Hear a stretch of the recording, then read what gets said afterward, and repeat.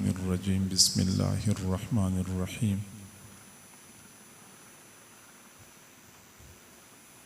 अलिफ लाम रा किताबुन अंज़लनाहु इलैक लितुख़रिजन्नास मिनज़्ज़ुलुमाति इलन्नूर। सदक़ल्लाहुल अज़ीम व बल्लग़ रसूलुहुन नबियुल करीम व नहनु अला ज़ालिका लमिनश शाहिदीन वश्शाकिरीन वल्हम्दुलिल्लाहि रब्बिल आलमीन। अल्लाहुम्मा सल्लि अला सय्यिदिना मुहम्मदिन व अला आलि सय्यिदिना मुहम्मदिन व बारिक वसल्लिम। अल्लाह रब्बुल इज़्ज़त ने हमें अपनी बंदगी और इबादत के लिए पैदा फरमाया। अभी हम आलम अरवाह में थे कि अल्लाह ताला ने हमारी अरवाह से एक आहद लिया। अल्लाह ताला ने पूछा अलस्तु बिरब्बिकुम, क्या मैं तुम्हारा रब नहीं हूँ? हमारी अरवाह ने मिल के जवाब दिया बला, जी हाँ, तू हमारा रब है। आलम अरवाह में हमसे अल्लाह ने अपनी रबूबियत का इकरार करवाया और इस इकरार में एक अहद, एक वादा पोशीदा था कि तुम दुनिया में जाओगे तो मुझे अपना रब मानोगे। तो हमने वादा कर लिया कि हाँ, हम दुनिया में जाके तुझे अपना रब तस्लीम करेंगे। लेकिन जब हम दुनिया में आए तो आलम अरवाह का वो पढ़ाया हुआ सबक हम भूल गए। हमें सबक तो पढ़ाया गया था लेकिन हमें याद नहीं रहा। चुनांचे दुनिया में किसी ने दुकान को रब बनाया, किसी ने फैक्ट्री को रब बनाया, किसी ने दफ्तर को रब बनाया, किसी ने अपनी खेत और अपने बाग को रब बनाया। यानी जिसको बंदा समझता है कि ये मुझे पाल रहा है, दुकान हमारे घर को पाल रही है, फैक्ट्री की वजह से हम पल रहे हैं, खेत और बाग की वजह से हमें रिज़्क मिल रहा है, तो जब बंदा ये सोचता है तो उसने गोया कि उस चीज़ को अपना रब मान लिया। तो हमें जो सबक पढ़ाया गया था वो सबक हमें याद न रहा। उस भूले हुए सबक को दोबारा याद कराने के लिए, उसको ताज़ा करवाने के लिए अल्लाह ताला ने हज़रात अंबिया किराम को दुनिया में भेजा और हर नबी ने एक मर्तबा फिर नए सिरे से, नए अंदाज में नया पैगाम हम तक पहुंचाया। बात वही पुरानी है कि अल्लाह को रब मानो और अल्लाह के अलावा किसी और को रब नहीं मानना। बात वही पुरानी है लेकिन हर नबी ने नए ज़माने में नए अंदाज के साथ ये पैगाम हम तक पहुंचाया। यहाँ तक कि सबसे आखिर में अल्लाह ताला ने अपने महबूब सल्लल्लाहु अलैहि वसल्लम को भेजा। अब सुनिए, जब हम अल्लाह को अपना रब मानते हैं तो रब की मर्जी के मुताबिक जिंदगी गुजारनी होती है। अब हमें ये कैसे पता चले कि रब की मर्जी क्या है, रब की मंशा क्या है, मैं अपने रब को कैसे राजी कर सकता हूं? ये बात समझने के लिए अल्लाह रब्बुल इज़्ज़त ने आसमानी किताबों को उतारा। आसमानी किताबों में हमें ये बताया गया है कि रब ये चाहता है और ये नापसंद करता है, रब इस बात का हुक्म देता है और इससे मना करता है। तो गोया कि रब की मर्जी और मंशा को समझने के लिए हमें आसमानी किताबों को समझना पड़ता है और आसमानी किताबों को समझने के लिए फिर हमें ऐसी दरसगाहें चाहिए जहां हम जाएं, अपने बच्चों को ले जाएं, जिन दरसगाहों में आसमानी किताबों की तालीम दी जाते हो। अल्हम्दुलिल्लाह हमारे इस मुल्क में दीनी मदारिस में कुरान मजीद, फुरकान हमीद की तालीम दी जाती है। कुरान मजीद दर हकीकत वो पैगाम है जो आज से 14 सदियाँ पहले अल्लाह ताला ने अपने महबूब सल्लल्लाहु अलैहि वसल्लम के ज़रिए हम तक पहुँचाया था और ये हकीकत में वही पैगाम है जो हमें आलम अरवाह में पढ़ाया गया था। इसलिए तो कुरान हम पढ़ते हैं तो शुरू से ही पढ़ते हैं अल्हम्दुलिल्लाहि रब्बिल आलमीन, क्योंकि हमने आलम अरवाह में अल्लाह की रबूबियत का इकरार किया था। फिर हम भूल गए, कुरान नाजिल हुआ, पहली आयत में कुरान ने हमें बताया कि रब्बुल आलमीन कौन है, जिस रब की रबूबियत का तुम लोगों ने वादा किया था वो रब कौन है। तो कुरान की पहली आयत ने एक मर्तबा फिर हमें वो सबक याद दिलाया। मेरे भाइयों, हुजूर सल्लल्लाहु अलैहि वसल्लम पर जब कुरान नाजिल हुआ, आप गारे हिरा में थे और रात का वक़्त था, रमज़ानुल मुबारक का महीना था, रात का आखिरी पहर था कि आपके पास अल्लाह की जानिब से फरिश्ता हाजिर हुआ, जिब्राईल अलैहिस्सलाम। और जिब्राईल अलैहिस्सलाम ने अल्लाह की जानिब से सबसे पहला पैगाम जो पहुंचाया था वो था इक़रा। इक़रा का माना है पढ़ो। आप अंदाजा लगाएं कि हमारे इस दीन मतीन में पढ़ने की, इल्म की अहमियत इतनी ज्यादा है कि हुजूर सल्लल्लाहु अलैहि वसल्लम को जो पहला पैगाम दिया गया वो नमाज का नहीं था, वो दावत व तबलीग का नहीं था, वो हज और उम्रे का नहीं था। अव्वलीन पैगाम जो दिया गया था वो इक़रा था कि पढ़ो। गोया के वहाँ से पढ़ने का आगाज हुआ। और ये जो पहला लफ्ज़ हुजूर सल्लल्लाहु अलैहि वसल्लम को पढ़ाया गया था वो गारे हिरा में था।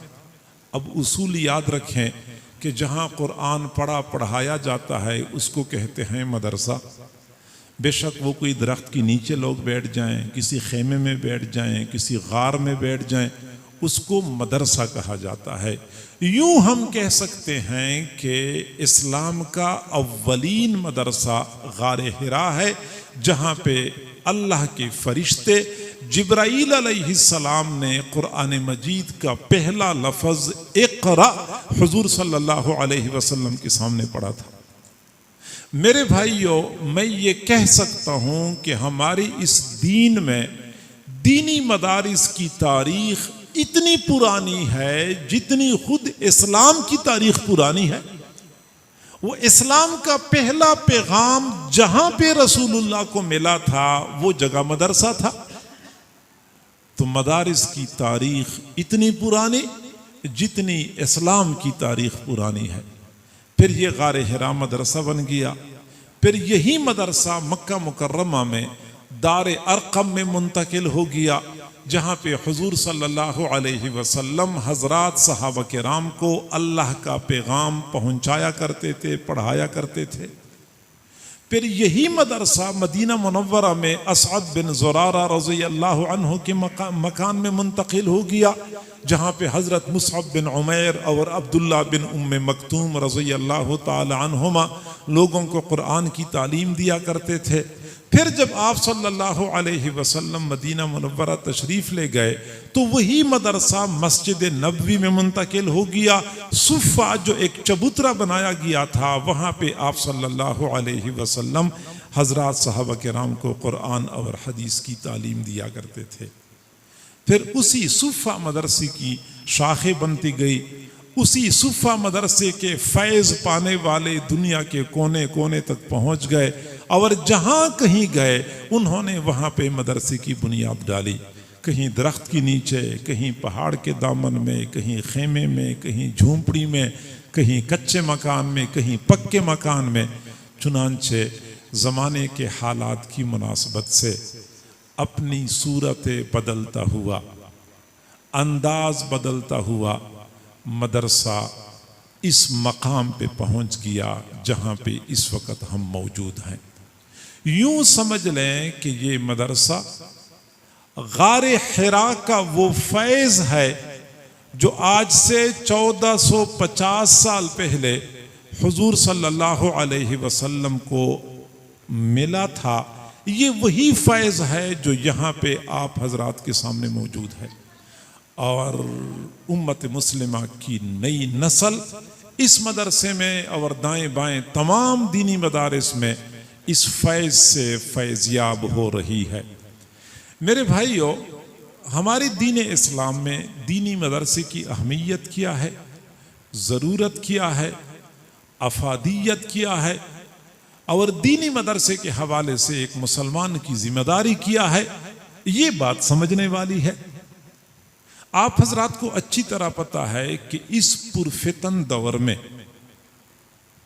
इल्हाद और लादीनियत के ज़माने में, नौजवान नस्ल के लिए अपना ईमान बचाना दुश्वार हो चुका है।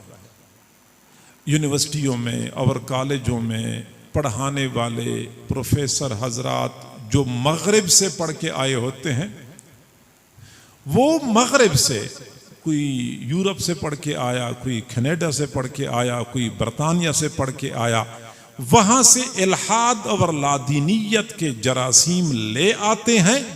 हमारी यूनिवर्सिटियों में नौजवान नस्ल के दिलो दिमाग में वही जरासीम मुंतकिल कर रहे होते हैं।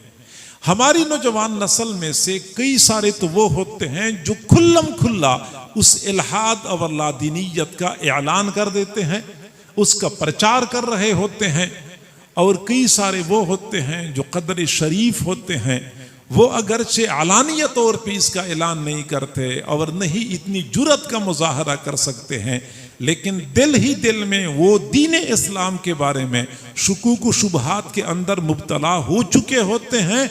गोया कि उनका ईमान खत्म हो चुका होता है, उनको पता भी नहीं होता।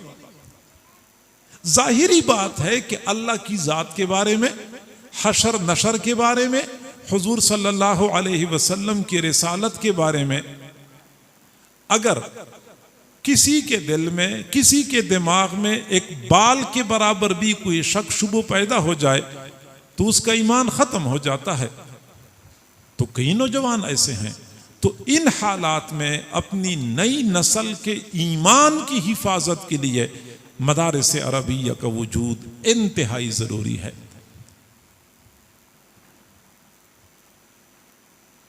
जब भी कहीं मदरसा कायम होता है तो जहां इसकी जाहिरी और हिस्सी फायदे हमें नजर आते हैं कि लोग कुरान मजीद की तालीम से आरास्ता पे रास्ता होते हैं, लोग अल्लाह और रसूल को पहचान लेते हैं, लोगों की दीनी रहनुमाई दीनी मदारिस में होती है, ये तो वो हिस्सी और जाहिरी फवाइद है जो हमें नजर आते हैं।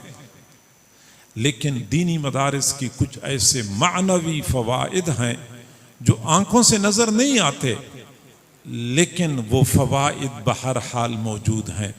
हजरत मौलाना अशरफ अली थानवी रहमतुल्लाह अलैह ने फरमाया कि जहाँ दीनी मदरसा होता है वहाँ पे बरकतें उतरती हैं, रहमतें उतरती हैं।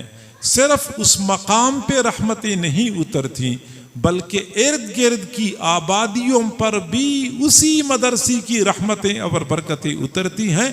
कुरान मजीद में इसी हकीकत की तरफ इशारा मौजूद है। सुब्हानल्लज़ी असरा बिअब्दिही लैलम मिनल मस्जिदिल हराम इलल मस्जिदिल अक़सल्लज़ी बारकना हौलहू। बारकना हौलहू, वो मस्जिद अक़सा जिसके इर्द गिर्द भी हमने बरकत उतारी है। तो जहां मदरसा होता है वहां रहमतें उतरती हैं, जहां दीन का काम होता है इर्द गिर्द की आबादियों पर भी रहमतें उतरती हैं। अहले महल्ला को चाहिए होता है कि वो इस तरह के मदरसे की वजूद के बारे में खुशी का इजहार करें, अल्लाह की रहमत समझें, मदरसे की तामीर में, मदरसे की तरक्की में, मदरसे की बका में अपना किरदार अदा करें। बल्कि मैं अगली बात करूं कि कई मर्तबा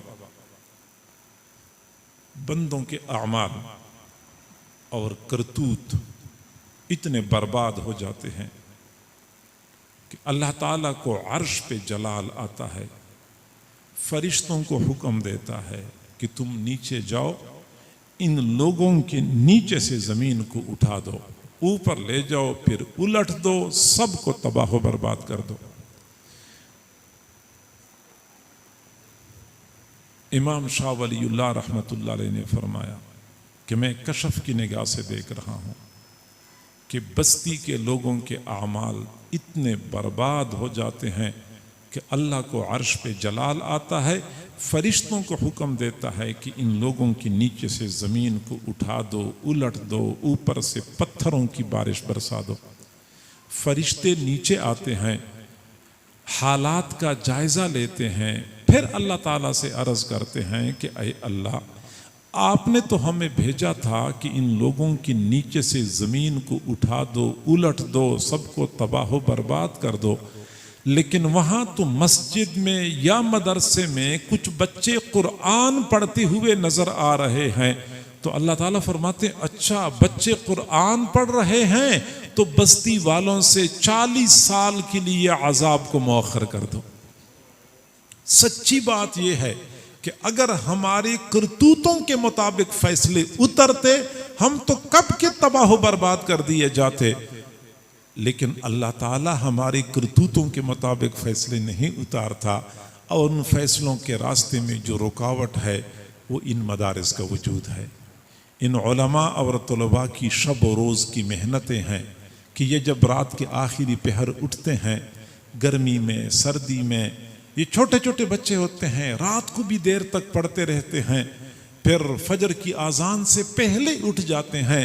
सर्दियों में ठंडा पानी मिल जाता है, ठंडे पानी से वुज़ू करके फिर तहज्जुद की नमाज पढ़ते हैं, फिर अपने अल्लाह के सामने हाथ उठा के झूली फैला के अपने लिए, मुल्क मिल्लत के लिए, वालिदैन के लिए, उम्मत मुस्लिमा के लिए दुआएं मांगते हैं।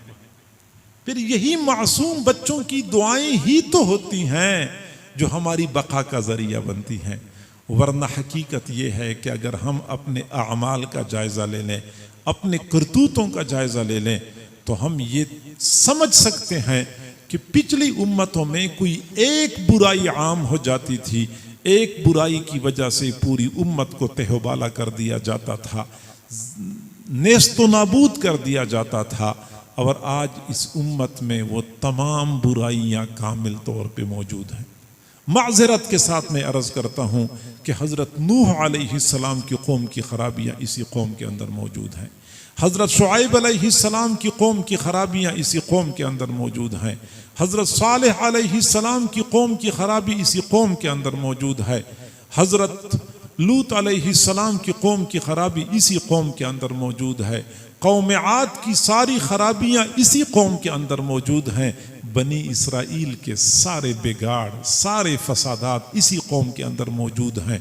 लेकिन इसके बावजूद इस कौम को पाला जा रहा है।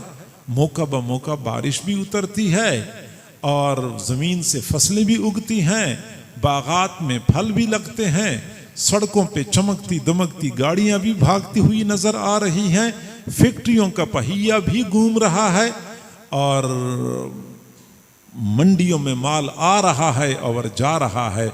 आखिर ऐसा क्यों है? हम इतने लाडले क्यों हैं कि तमाम तर खराबियों के बावजूद हमें मजीद नेमतें दी जा रही हैं? तो समझ लें कि हम लाडले नहीं हैं। हमारी इस रुई ज़मीन पर मदारिस हैं, मदारिस के अंदर पढ़ने वाले तलबा और पढ़ाने वाले मुअल्लिमीन हैं, और इन हजरात की वजह से हमें बचाया जा रहा है, इनकी बरकत की बदौलत हमें मजीद मौका दिया जा रहा है।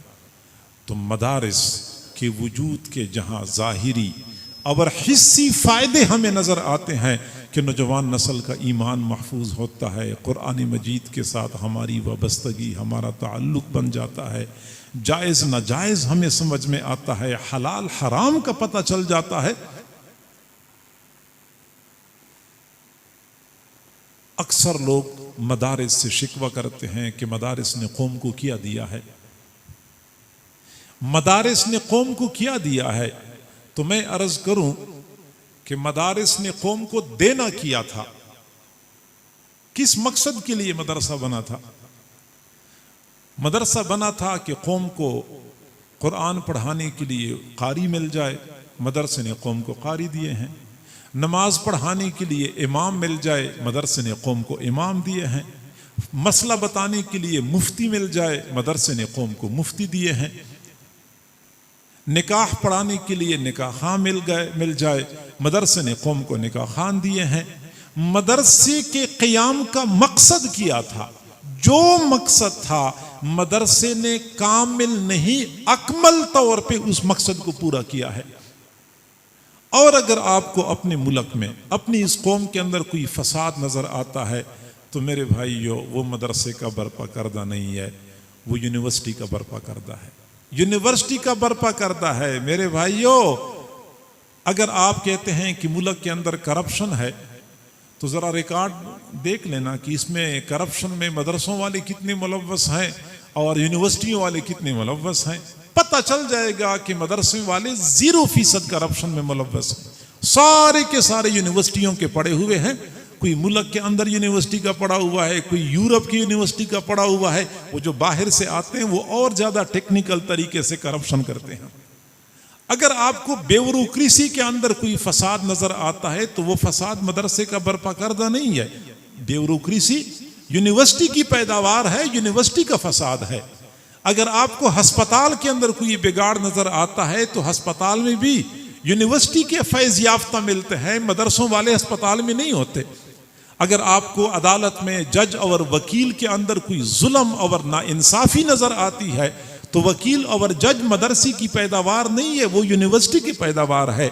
अगर आपको थाने के अंदर जुल्म और ज्यादती का बाजार गर्म नजर आता है, अगर आपको बाजार के अंदर कोई मिलावट नजर आती है, मंडियों में झूठ धोखा फ्रॉड नजर आता है, इनमें से एक जगह पर भी मदरसे के फैज याफ्ता मौजूद नहीं है। सारी पैदावार यूनिवर्सिटी और कॉलेज की है। आखिर मदरसे को हम मौरद इल्जाम क्यों ठहराते हैं? मदरसे ने कौम को क्या दिया है? तो मैं सवाल करता हूं कि मदरसा बना किस लिए था? अगर आप कहते हैं कि मदरसे ने डॉक्टर नहीं दिए तो मदरसा तो इसलिए बना ही नहीं था कि वो कौम को डॉक्टर मुहैया करे। मदरसे ने कौम को इंजीनियर नहीं दिए तो मदरसा इसलिए तो नहीं बना था कि कौम को इंजीनियर दे। इंजीनियर के लिए तो यूनिवर्सिटी बनी है, डॉक्टर के लिए तो मेडिकल कॉलेजेस बने हुए हैं। वो तो मदरसे का काम है ही नहीं। अगर आपको अपनी मुल्क के अंदर काबिल इंजीनियर नहीं मिलते या अच्छे डॉक्टर नहीं मिलते या अस्पतालों का निज़ाम खराब है तो उसका इल्जाम मदरसे के ऊपर क्यों लगाया जा रहा है? मुझे किसी ने कहा कि दुनिया चांद पे चढ़ गई है और तुम वही पुरानी बातें करते हो। मैंने कहा चांद पे चढ़ गई है तो तुम भी चांद पे चढ़ जाओ, किसने मना किया? जंग में एक कॉलेज का प्रिंसिपल है, उसने मुझे इस तरह बात की कि दुनिया चांद पे चढ़ गई, तुम वही पुरानी बातें करते हो। तो मैंने कहा मैं तो इंतजार में हूं कि दुनिया चांद पे चढ़ गई, आप भी चढ़ जाएंगे, आपके कॉलेज के अंदर मैं मदरसा बनाऊंगा। इंतजार में हूं कि आप कब चढ़ेंगे चांद पे। मुसीबत तुम्हारी यह है कि तुम चांद पे भी नहीं चढ़े और पुरानी बातें भी तुम लोग नहीं अपना सके। हम कम से कम पुरानी बातों के साथ तो चिमटे हुए हैं ना, अगर हम चांद पे न चढ़ सके। तुम तो न इधर के रहे न उधर के रहे। तो मेरे भाइयों, दीनी मदारिस अल्लाह की तरफ से एक अजीम तोहफा है। इन मदारिस की कदर करें, इन मदारिस की कदर करें, अहले मदारिस की कदर करें। यकीन करें, मदरसों वाले वसाइल की फुकदान के बावजूद, तमाम तर नामुवाफिक हालात के बावजूद, दूसरों की तानो तशनी के बावजूद, गुर्बत, तंगी, भूख और प्यास, मुजाहदात बर्दाश्त करते हुए अपना ये फरीजा हुस्न खूबी के साथ सर अंजाम दे रहे हैं। हमारा ये फर्ज फरीजा बनता है कि हम इनके साथ ताउन करें। ताउन न कर सके, कम से कम ज़बानी कलामी तो हौसला अफजाई किया करें। अफसोस से कहना पड़ता है कि हम ताउन भी नहीं करते, उल्टा इनकी हौसला शिकनी करते हैं। वो लोग जिनकी कहीं भी कोई सुनवाई नहीं होती, वो मदरसे में आके मदरसे वालों को मशवरे देना शुरू कर देते हैं, मस्जिद में आके इमाम के ऊपर रौब डालना शुरू कर देते हैं। जिनकी कहीं बात नहीं सुनी जाती, कोई परवाह नहीं करता, घर में कोई बात नहीं सुनता, बाहर कोई बात नहीं सुनता, वो भी मस्जिद के अंदर मौलवी के ऊपर रौब डालने की कोशिश करते हैं। मेरे भाइयों, ये ज्यादती है। इन हजरात के एहसानात हैं, इनके एहसानात के बदले में आपको चाहिए कि इनकी हौसला अफजाई करें, मदरसे के साथ ताउन किया करें। दीनी मदारिस के तलबा के लिए ज़रूरियात और सहूलियात का इंतज़ाम किया करें। यकीन करें, यही तलबा होंगे क़ियामत के दिन लोगों की शफाअत करेंगे। अगर हमने किसी मदरसे में तलबा के लिए कोई ज़रूरत की तकमील की कोशिश की, मज़ीद सहूलियात का इंतज़ाम कर लिया, तो यकीनन यही तलबा क़ियामत के दिन हमारी भी सफारशी बनेंगे। बस आखिरी बात मैं अर्ज करता हूँ, कोट अद्दू में एक आलिम गुजरे हैं, दोस्त मोहम्मद कुरैशी रहमतुल्लाह अलैह। ये दोस्त मोहम्मद कुरैशी रहमतुल्लाह अलैह पहले होते थे बहावलपुर के पास अहमदपुर शर्किया में, वहाँ रहते थे। यहाँ से ये चले गए थे हिंदुस्तान पढ़ने के लिए। तो ये फरमाते हैं कि जब मैं हिंदुस्तान गया तो वहाँ पे मुझे मदरसे पहुँचने में देर हो गई, तो मदरसे के दाखिले बंद हो गए थे। मैंने मोहतमिम से बात कर ली कि मैं इतना दूर से आया हूँ तो मुझे दाखिला दे दें।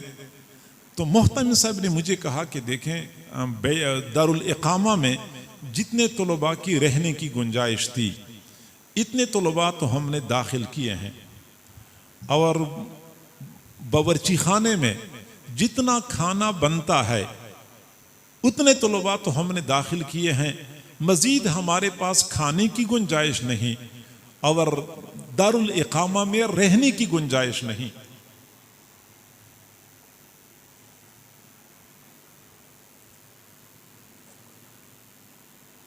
आप अगर अपने लिए रिहाइश का इंतज़ाम कर सकते हैं और खाने का इंतज़ाम कर सकते हैं तो बहुत अच्छी बात है, हमारे पास पड़ा करें।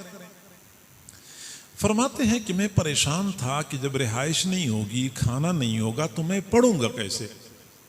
रिहाइश का तो मैंने इंतज़ाम कर लिया कि मदरसे के करीब एक मस्जिद थी, मस्जिद के खादिम से मैंने बात कर ली कि मैं आपके साथ मस्जिद की सफाई करता रहूँगा, आप मुझे मस्जिद में एक कोने में बिस्तर बिछाने की इजाज़त दे दें। खादिम मान गया, चुनांचे मेरी रहाइश का इंतज़ाम हो गया। मैं सफाई करने लगा और मुझे रहाइश में कोई दुश्वारी पेश नहीं आई, लेकिन खाना नहीं मिल रहा था। अब 1 दिन 2 दिन 3 दिन तो मैंने सब्र कर लिया, लेकिन कब तक बंदा मुजाहदा कर सकता है। फरमाते हैं कि मैंने इरादा कर लिया कि मैं वापस पाकिस्तान जाता हूँ, मैं यहाँ नहीं पढ़ सकता। जब मैंने ये सोचा फिर मुझे अपने ऊपर बहुत तरस आया, अफसोस हुआ कि इतना दूर से मैं आया हूँ पढ़ने के लिए और यहाँ से इल्म हासिल किए बगैर वापस जाऊँगा, तो मुझे बहुत दुख हुआ और अफसोस लगा।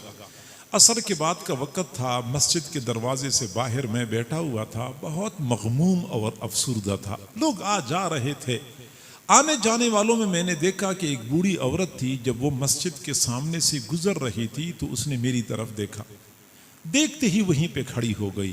कुछ देर के बाद फिर मेरे पास आई और कहने लगी, बेटा आप अपनी शक्ल सूरत से किसी शरीफ खानदान के लड़के मालूम होते हैं और आप परेशान परेशान दिखाई दे रहे हैं, आपका क्या मसला है। मैंने कहा, बूढ़ी अम्मा आप जाएं, अपना काम करें, आपके अपने मसाइल होंगे, मेरे अपने मसाइल होंगे, तो आप अपना काम करें, मुझे क्या आपने पूछना शुरू कर दिया। तो बूढ़ी अम्मा ने कहा कि नहीं बेटा, आपने बताना होगा, शायद मैं आपकी कोई मदद कर सकूं, मैं आपके मसला को हल करने में कोई किरदार अदा कर लूं। उस खातून ने इतना इसरार किया तो मैंने बता दिया कि मैं तो पाकिस्तान से आया हूँ। पाकिस्तान तो उस वक़्त बना नहीं था, मुल्तान के करीब से आया हूँ और पढ़ने के लिए, और यहाँ हालत ये है कि मेरे लिए खाने का इंतज़ाम नहीं हो रहा, तो मेरा वापस जाने का इरादा बन गया। मैं गमगीन इसलिए हूँ कि इतना दूर से आया यहाँ सफ़र करके कि पढ़ूँगा और पढ़े बग़ैर वापस जा रहा हूँ। फरमाते हैं कि जब मैंने ये कहा तो उस खातून ने बहुत लजाजत के साथ कहा कि बेटा आपने वापस नहीं जाना, आपने यहीं पढ़ना है, आपके लिए खाने का इंतज़ाम मैं करूँगी। फिर उस खातून ने समझाया मुझे कि देखें मैं एक बेवा औरत हूँ, मेरी औलाद भी कोई नहीं है, करीब एक मकान है, उस मकान में मैं जाती हूँ, 2 वक़्त वहाँ खिदमत करती हूँ, बर्तन धो लेती हूँ और झाड़ू दे देती हूँ, तो मुझे वहाँ से 2 चपातियाँ मिलती हैं। 1 चपाती मैं खाया करूँगी और 1 चपाती पे आप गुजारा करें। फरमाते हैं कि जब उस बूढ़ी औरत ने मुझे इस अंदाज से पेशकश कर ली तो मैं आमादा हो गया। मैंने कहा ठीक है। चुनांचे वो खातून रोज़ाना मेरे लिए खाना लाया करती थी। मदरसे में जब खाने का वक्फा होता था तो तलबा बावर्ची खाने की तरफ चले जाते थे खाना खाने के लिए, मैं मदरसे के दरवाजे की तरफ चला जाता था तो मैं देखता था कि बूढ़ी अम्मा दरवाजे पे खड़ी होकर मेरा इंतज़ार करती थी। मैं जूं ही पहुंच जाता था तो अपने दुपट्टे से एक रोटी खोल के दे दिया करती थी कि ये आप खा लें। दुपट्टे के साथ बांध के लाती थी। मैं कहीं दीवार के साए में बैठ जाता था, रोटी खा लेता था, नलके का पानी पी लेता था, फिर पढ़ाई में मसरूफ़ हो जाता था। फरमाते हैं कि 1 साल तक उस बूढ़ी औरत ने ऐसी ड्यूटी दी कि एक दिन भी ऐसा नहीं हुआ कि मैंने दरवाजे पे खड़े होकर उसका इंतज़ार किया हो, बल्कि वही खातून रोज़ाना मेरा इंतज़ार किया करती थी। चुनांचे उस खातून ने पूरा साल ये ड्यूटी दी, मुझे रोटी खिलाती रही। जब अगला साल हो गया तो मैं दाखिले के लिए बरवकत मौजूद था, तो मुझे पूरा दाखिला मिल गया। फिर मेरा खाने का मसला भी हल हो गया, रिहाइश का मसला भी हल हो गया। चुनांचे बूढ़ी अम्मा की फिर ड्यूटी ख़त्म हो गई। लेकिन मैंने उस मदरसे में इल्म हासिल किया। फिर मैं पाकिस्तान वापस आया। मैंने यहाँ पे दीन का काम करना शुरू किया। कई साल गुजरने के बाद मैं हरम शरीफ गया हज करने के लिए। हरम शरीफ के क़ियाम के अय्याम में मैंने एक रात अजीब ख्वाब देखा। मैंने दूर से एक तख्त देखा जो बहुत ज़र्क बर्क चमकता दमकता था। तख्त के ऊपर मखमली कालीन बेचे हुए थे, हीरे जवाहरात उसके अंदर जड़े हुए थे। मैं हैरान हो गया कि इतना खूबसूरत तख्त ये किसका है। जब मैं करीब गया तो मैंने क्या देखा कि वही बूढ़ी औरत थी जिसको मैंने बहुत साल पहले हिंदुस्तान में देखा था और उसने पूरा साल मुझे खाना खिलाया था। उस खातून ने ज़र्क बर्क लिबास पहना हुआ था, सोने और चांदी के जेवरात से लदी हुई थी। मेरी तरफ देखा, मैंने सलाम किया तो बूढ़ी अम्मा ने मेरी सलाम का जवाब दिया। तो मैंने पूछा कि बूढ़ी अम्मा, आपको ये मकाम और मर्तबा कैसे मिला? आपको ये मकाम और मर्तबा कैसे मिला? तो बूढ़ी अम्मा ने मुझे जवाब दिया कि बेटा, मैंने जो आपको वो रोज़ाना की बुनियाद पे एक रोटी खिलाई थी, उसी रोटी की बरकत से मुझे ये मकाम मिला है। मुझे अल्लाह के सामने जब फरिश्तों ने पेश कर लिया, फरिश्तों ने कहा कि अय अल्लाह, ये खातून है, इसका हिसाब किताब लेना है।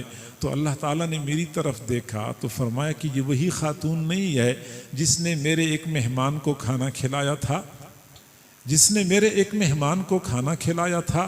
फरिश्तों ने कहा कि बिल्कुल वही खातून है। तो अल्लाह ने फरमाया कि आज इस खातून का हिसाब लेते हुए मुझे शर्म आती है, इसको बग़ैर हिसाब किताब के आला मकाम पे पहुंचाना।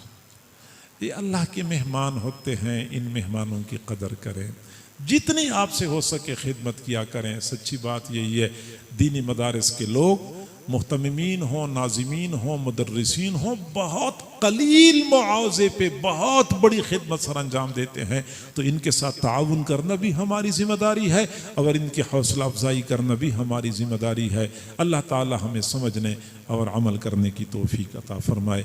खुशी हुई कि ये इदारा है, ये पहले कुछ अरसे के लिए ताअत्तुल का शिकार था, अब एक नए सिरे से यहाँ पे तालीम का आगाज़ हो रहा है। सिर्फ ताउन नहीं करना बल्कि मदरसे को आबाद करने में अपना किरदार अदा करना है।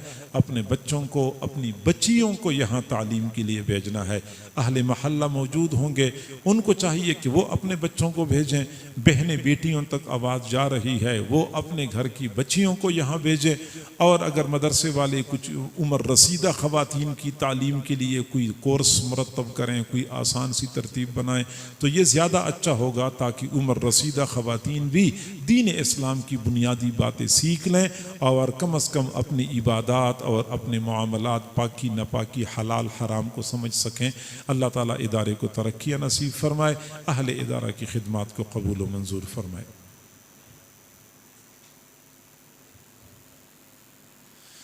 ये हज़रात फरमा रहे हैं, पहले भी कहा था कि कुछ साथियों ने बैयत करनी है, तो बैयत तो अल्लाह वालों की करनी होती है। अब हम तो कभी नहीं कहते कि हम अल्लाह वाले हैं, अलबत्ता इतनी बात है कि इस बात का दावा ज़रूर करते हैं कि चंद दिन एक अल्लाह वाले की जूतियाँ सीधा करने की सआदत हासिल है। तो हमारे हज़रत जी दामत बरकातुहुल आलिया ने मुझे इस बात का पाबंद किया था कि जब कोई बंदा आपको बैत के बारे में कहे तो आपने इनकार नहीं करना होगा। इसलिए मैं उस आहद की वजह से पाबंद हूँ। जो अहबाब बैत करना चाहते हैं उनको बैत के कलिमात पढ़ाए जाएंगे। जो अहबाब पहले से किसी शेख से बैत हैं और वो शेख शरीयत और सुन्नत का मुत्तबे है, तो बिल्कुल उसी शेख के साथ अपना ताल्लुक़ मजबूत रखें, अपने मशाइख के साथ राब्ता रखें, उनके बताए हुए अमाल की पाबंदी करें। इंशाअल्लाह आपका अपना शेख आपको अल्लाह तक पहुंचा देगा। बहनें बेटियां अगर बैत करना चाहती हैं, जो पहले से किसी शेख से बैत हैं तो बहुत अच्छी बात है, अगर बैत नहीं है और वो बैत करना चाहती हैं तो उनको भी कलिमात पढ़ाए जाएंगे। अल्हम्दुलिल्लाहि वकफ़ा व सलामुन अला इबादिहिल्लज़ीना इस्तफ़ा अम्मा बाद।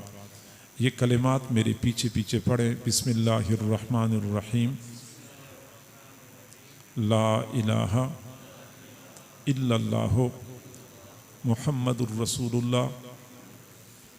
आमन्तु बिल्लाहि व मलाइकतिहि व कुतुबिहि व रुसुलिहि वल यौमिल आखिर वल क़द्र खैरिही व शर्रिही मिनल्लाहि तआला वल बाअस बअदल मौत।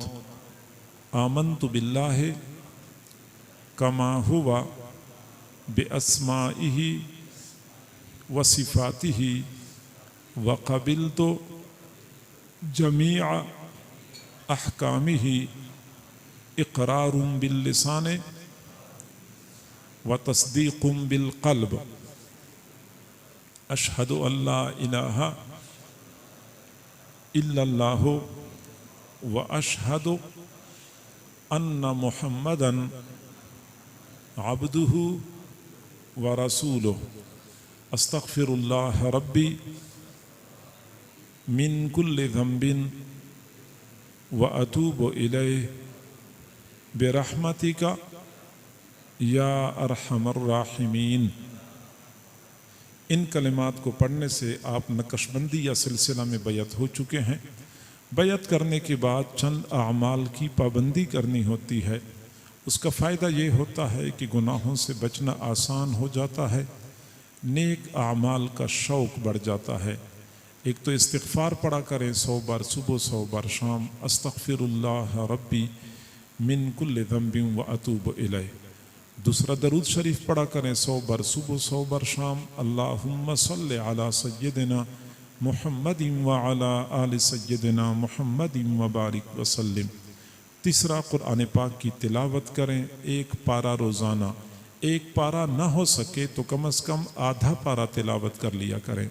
ये 3 अमाल हैं जो ज़बान से करने के हैं। इस्तिग़फ़ार पढ़ना, दरूद शरीफ पढ़ना, कुरान पाक की तिलावत करना।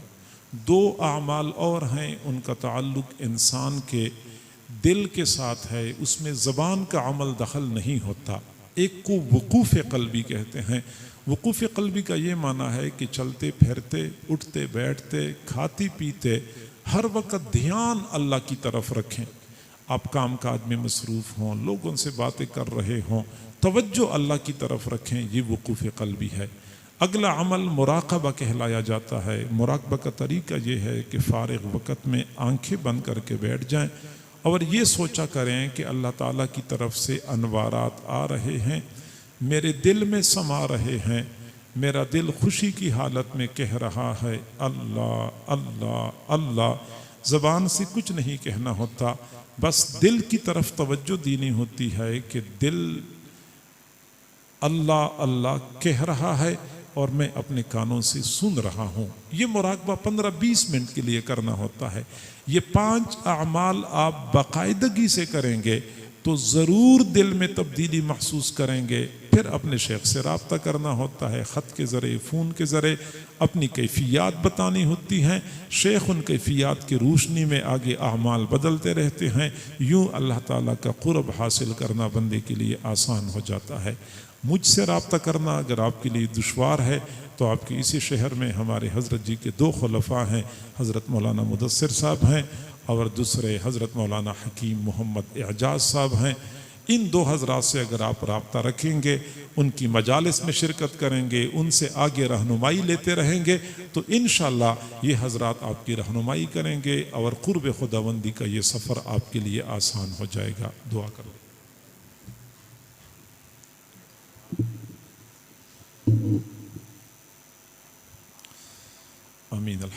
अल्हम्दुलिल्लाहि रब्बिल आलमीन वल आक़िबतु लिल मुत्तक़ीन वस्सलातु वस्सलामु अला रसूलिहि मुहम्मदिन व आलिहि व अस्हाबिहि अजमईन। करीम परवरदिगार, हम तेरे आजिज़ व मिस्कीन बंदे हैं, तेरे सामने दस्त बदुआ हैं। अल्लाह हमारी मस्कनत पे तरस खा लीजिए, हमारी आजिज़ी पे रहम फरमा लीजिए। अल्लाह हमारे गुनाहों को माफ़ फरमा, हमारी ख़ताओं को माफ़ फरमा, हमारे आइबों की पर्दापोशी फरमा। प्यारे अल्लाह, हमें गुनाहों से पाक साफ़ ज़िंदगी नसीब फरमा, मासियत से खाली ज़िंदगी नसीब फरमा। करीम परवरदिगार, जितने अहबाब मौजूद हैं, बहनें बेटियां मौजूद हैं, सबको अपने मकबूल बंदों में शामिल फरमा, सब की नेक तमन्नाओं को पूरा फरमा। प्यारे परवरदिगार, जो लोग बेरोज़गार हैं उनको रोज़गार अता फरमा, जो बे औलाद हैं उनको औलाद नसीब फरमा, जो साहिब औलाद हैं उनकी औलादों को वालिदैन के लिए आँखों की ठंडक बना, फरमान बरदार और ताबेदार बना। जो लोग बीमार हैं या घरों में बीमार हैं, अल्लाह उनको शिफा अता फरमा, शिफा कामिला आजिला मुस्तमिर नसीब फरमा। जिनके वालिदैन अजीज़ व अकारिब फौत हो चुके हैं, उनकी मग़फ़िरत फरमा। प्यारे अल्लाह, जिनके घरों में रिश्तों के मसाइल हैं, मसाइल को हल फरमा।